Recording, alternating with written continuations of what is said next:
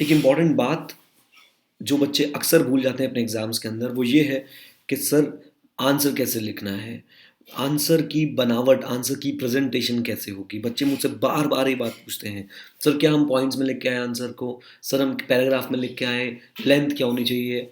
बहुत सिंपल है सर, पहले मैं लेंथ पे बात कर लूँ। प्लीज़ एक माइंडसेट अपना चेंज करो। आईसीआई के एग्ज़ाम्स कोई नॉर्मल यूनिवर्सिटी के एग्ज़ाम्स नहीं है जो आप भर भर के आंसर लिख के आओगे और आपको भर भर के नंबर मिलेंगे। नहीं, आंसर लिखें short, precise, to the point, तो आपको नंबर मिलेंगे। ओके, प्रोफेशनल एग्जाम है यार, लेंथ और मार्क्स का कोई डायरेक्ट रिलेशन नहीं है। ओके, सो प्लीज अपने आंसर्स टू द पॉइंट लिखें।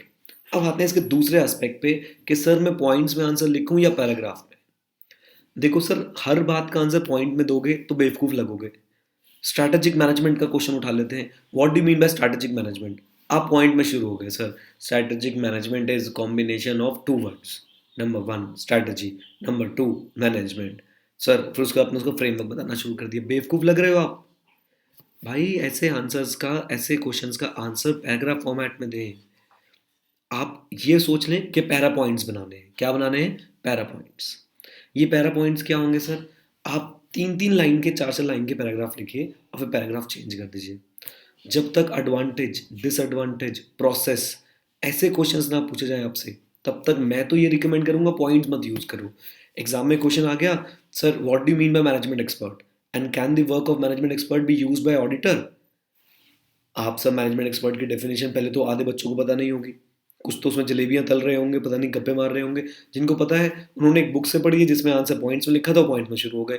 Management expert is an expert whose work is used in the preparation of financial statement of the entity and who is an expert in any field other than auditing and accounting। ठीक है, answer आता है but इसे point में लिखने की जरूरत नहीं है। पैरा पॉइंट्स बनाओ, 2-3 लाइन में इसकी डेफिनेशन आ गई। अब उसका जो वर्क यूज करने से पहले उसकी चीज़ें चेक करनी पड़ती है, कॉम्पिटेंसी, कैपेबिलिटीज या ऑब्जेक्टिविटी। अब उसके बारे में आप लिखो। तो सर पॉइंट्स हर चीज़ का सॉल्यूशन नहीं है। हर चीज़ में प्लीज़ पॉइंट्स बनाने की कोशिश ना करें। बेवकूफ़ लगते हैं वो बच्चे जो मीनिंग बताना भी पॉइंट्स में यूज़ कर लेते हैं। पैरा पॉइंट्स लिखें। सर हमारे जो मास्टर जी थे ना, वो तो कह रहे थे कि ना पॉइंट में आंसर लिखना चाहिए। अरे भाई, उनका एक्सपीरियंस अलग, मेरा एक्सपीरियंस अलग। मैं वो बता रहा हूँ जिससे नंबर मिल सकते हैं। Okay, so please use para points. उन्हें क्वांटिफाई करना बंद करो, 1 2 3 4 5। ओके, अब एक और मैं आपको सिचुएशन देता हूँ। Right any 4 points how you will vouch फलाना फलाना। एक क्वेश्चन आ गया, how you will verify this asset. अब भाई अब पॉइंट्स में लिखना है। अब पैरा पॉइंट्स मत लिखने लग जाना, आप पॉइंट्स में लिखना है। तो ये बहुत आपको ध्यान से देखना पड़ेगा कब पॉइंट्स में आंसर देने और कब पॉइंट्स में आंसर नहीं देने। मीनिंग पूछा गया है, शॉर्ट नोट बोला गया है, एक्सप्लेन बोला गया है, प्लीज पॉइंट्स में मत जाओ। सीधा वो बोल रहे हैं disadvantages of VAT, explain 5 disadvantage of VAT. बोल रहा है 5, लिखो 1 2 3 4 एंड 5। दो दो लाइन में एक्सप्लेन करो। ओके, तो इस बात का ध्यान दें, पॉइंट्स एंड पैरा पॉइंट्स, इसमें एक थिन लाइन ऑफ डिफरेंस है सर, उसे ड्रॉ करने की कोशिश करें। और ये सब चीज़ें कैसे आएंगी? सिर्फ प्रैक्टिस से। तो जब कोई क्वेश्चन पढ़े उसमें ध्यान दे कि सर पॉइंट्स में आएगा या पैरा पॉइंट्स में आएगा।